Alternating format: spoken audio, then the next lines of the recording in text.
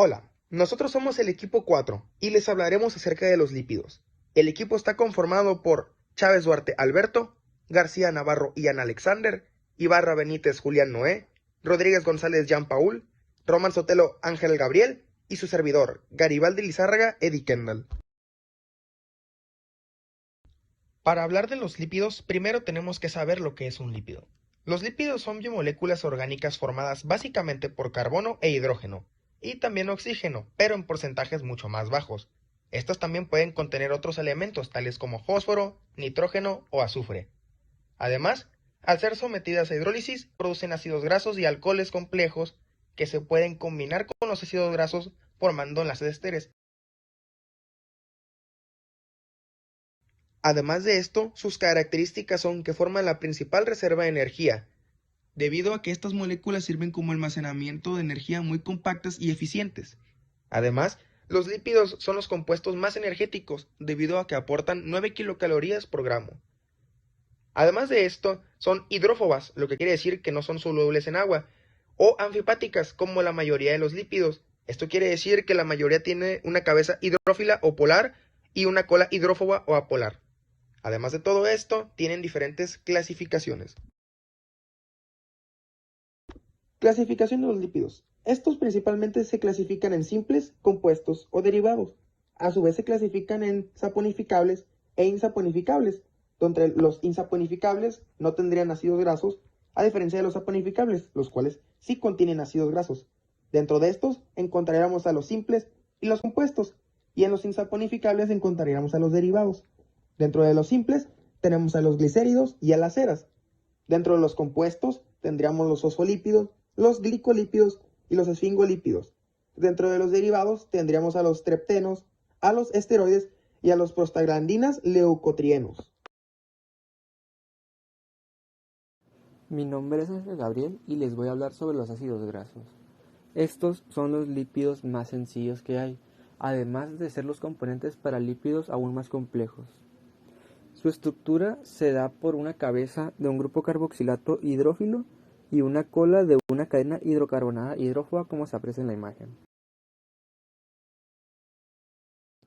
Estos ácidos grasos se pueden clasificar en dos tipos dependiendo de la estructura de su cola, en saturados e insaturados. Los saturados presentan una cola con todos los carbonos saturados por hidrógenos, mientras que los insaturados pueden tener uno o más dobles enlaces entre estos carbonos.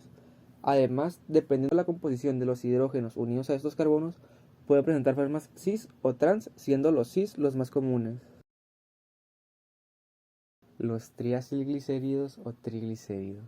Estos son triésteres de ácidos grasos y glicerol, y son la principal forma en la que el organismo almacena energía.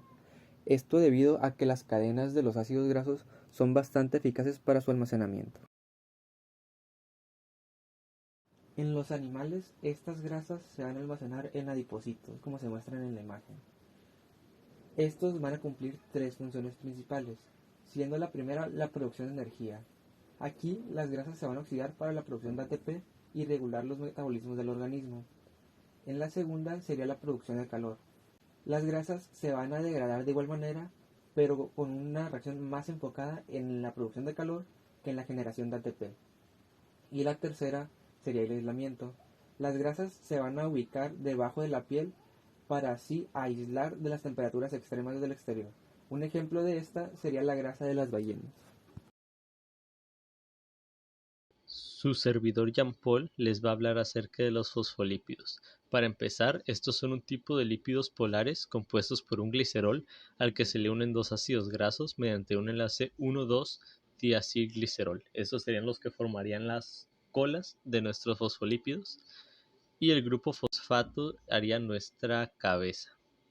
Este fosfato se une mediante un enlace fosfodiéster al glicerol y a otro grupo de átomos que frecuentemente contienen nitrógeno como colina, serina o etanolamina, los cuales muchas veces poseen una carga eléctrica. Estos tienen la propiedad de ser moléculas anfipáticas, es decir, que tienen una región apolar hidrófoba, los cuales serían en este caso las colas de nuestro fosfolípido, los cuales repelen agua, y una región polar hidrófila, este sería básicamente nuestro grupo fosfato con el glicerol y la otra molécula a la que se une nuestro fosfato. Es gracias a esta propiedad por la cual nuestro fosfolípido, al estar en un medio acuoso, junto con otros fosfolípidos, puede hacer una membrana celular, donde las colas están adentro y las cabezas afuera. Diversos tipos de fosfolípidos debido a que nuestro grupo fosfato, además de unirse a nuestro glicerol, se une a otro grupo de moléculas como ya había mencionado anteriormente. Estos en la imagen se ven de color verde y hacen que nuestros fosfolípidos reciban otros nombres. La imagen mostrada en pantalla son los 4 más comunes en nuestra membrana celular, como lo son la fosfatidil-etanolamina, la fosfatidilserina, la fosfatidilcolina y por último la esfingomielina. Hola, soy Ian García y les voy a hablar de los isoprenoides. Llamados también terpenos, son una gran variedad de lípidos insaponificables formados a partir de isoprenos. A continuación veremos cómo se clasifican y diferentes ejemplos de los mismos. Los terpenos se clasifican según la cantidad de grupos isoprenos que contengan. Por ejemplo, los monoterpenos cuentan con 2 isoprenos, los diterpenos poseen 4. Tanto los mono como los diterpenos suelen encontrarse en diferentes esencias vegetales. Los triterpenos cuentan con 6 isoprenos. Un ejemplo de estos serían los esteroides. Los tetraterpenos cuentan con 8 unidades de isoprenos. Los politerpenos cuentan con más de 8 unidades.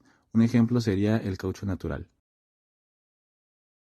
En esencias vegetales encontramos a los componentes aromáticos de distintas plantas, como el mentol, el limoneno y el eucaliptol.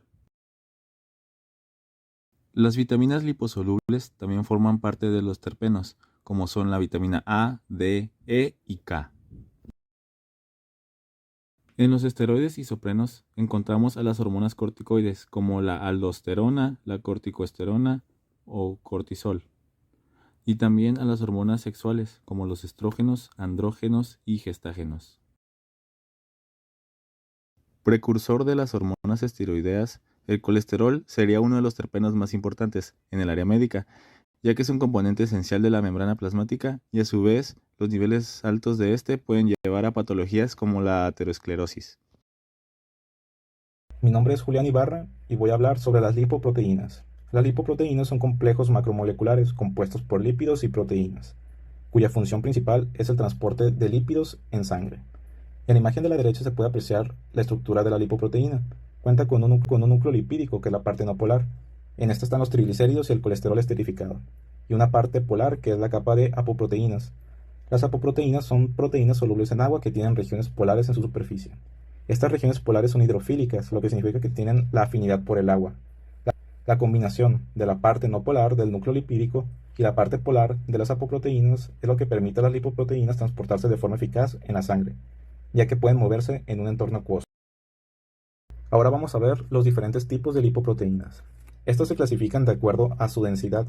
Primero tenemos a los kilomicrones. Son los más grandes y menos densos. Estos transportan principalmente a los triglicéridos derivados de la dieta. Después siguen las lipoproteínas de muy baja densidad. Estos transportan principalmente a los triglicéridos y el colesterol, que son producidos por el hígado y después transportados a los tejidos periféricos. Después siguen la lipoproteína de baja densidad. Esta también es conocida como el colesterol malo. Contiene principalmente al colesterol y es esencial para su suministro a las células. Después sigue la lipoproteína de alta densidad. Esta también es conocida como el colesterol bueno. Esta recoge el exceso de colesterol de las células y las transporta de regreso al hígado para su metabolismo y eliminación. Por último, vamos a ver sus funciones. Como ya hemos visto, transporta las moléculas lipídicas a través del plasma. También transporta el colesterol y también cumple la función de distribuir la energía, ya que transporta los triglicéridos también. Mi nombre es Alberto Chávez Duarte y hablaré de los esfingolípidos. Los esfingolípidos son lípidos complejos, los cuales tienen sus esqueletos formados por un ácido graso, una molécula de aminoalcohol de cadena larga que es la esfingosina, formando así esos dos componentes la ceramida, y a este se le une un grupo polar. Los esfingolípidos son segundos mensajeros que a través de la modulación de cascadas de señalización regulan diferentes procesos de la actividad celular, como pueden ser apoptosis. Esto lo hace directamente mediante la formación de poros en la membrana externa mitocondrial y a través de su interacción con péptidos pro y antiapoptóticos de la familia BSL2. La senescencia, la cual abarca el envejecimiento de las células hasta que dejan de dividirse, pero no mueren. También intervienen en la diferenciación y el ciclo celular.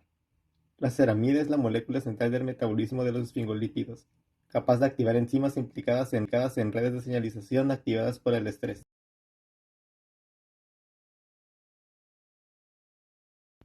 Se pueden encontrar dos tipos de esfingolípidos, los cuales se diferencian en los grupos polares unidos a la ceramida. Tenemos la esfingomielina, los cuales son ceramidas que tienen como grupo polar la fosfocolina y se encuentran en cantidades elevadas en la vaina de mielina que aísla los axones de las neuronas. En los seres humanos, la esfingomielina constituye aproximadamente el 85% de todos los esfingolípidos. Y por otro lado tenemos a los glicolípidos, que son ceramidas que tienen como grupo polar un glúcido. Estos glucolípidos forman parte de la bicapa lipídica de la membrana celular. Si el glúcido es un monosacárido, ya sea glucosa o galactosa, se forman los cerebrósidos, y si es un oligosacárido, se forman los gangliósidos, los cuales están concentrados en gran cantidad en las células ganglionares del sistema nervioso central, especialmente en las terminaciones nerviosas. En conclusión, los lípidos tienen una función única en los seres vivos, principalmente por sus estructuras hidrófobas. Son componentes esenciales de las membranas biológicas y como moléculas diversas asociadas a las membranas que pueden tener funciones de señalización o protectoras. Es por esto que es importante que los conozcamos, así como sus funciones y sus estructuras.